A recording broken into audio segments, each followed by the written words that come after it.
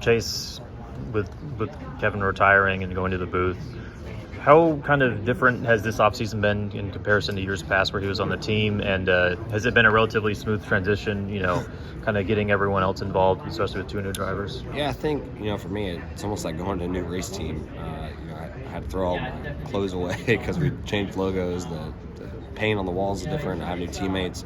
So all that's been totally different.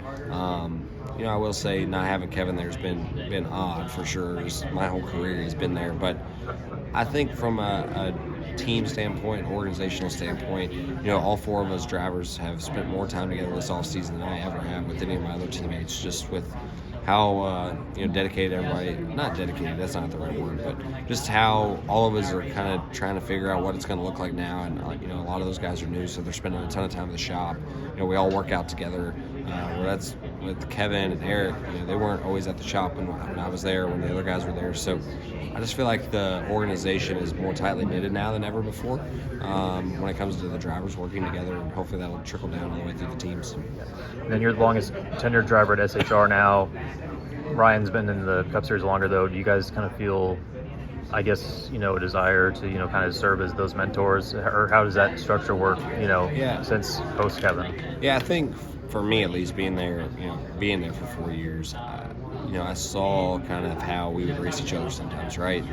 We didn't probably do a very good job of being great teammates to each other. So that's something that, I even went to Zippy a couple weeks ago and said, hey, we need to have a sit down with all four of us and kind of lay out what the expectations are. And for me, being here the longest, I have to lead by example.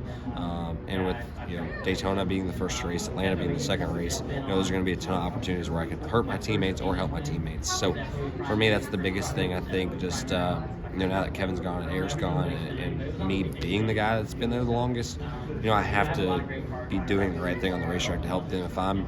If I'm doing things to hurt them on the racetrack, then why would they would just think that's the way it is at Stewart-Haas. So I think I have to show leadership in that way and just be the example.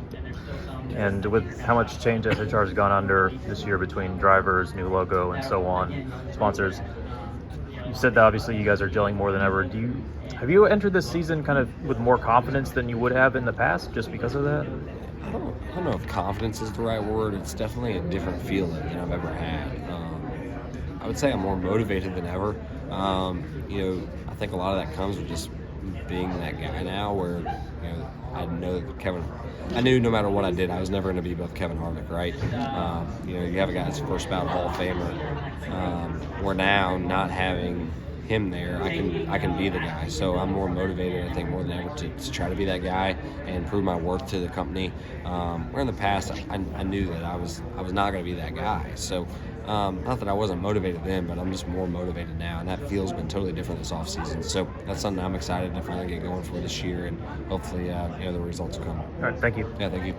This is Harrison Burton, driver the number 21. Make sure to hit that subscribe button. Also, check out one of these two videos beside me. Visit frontstretch.com for more racing content.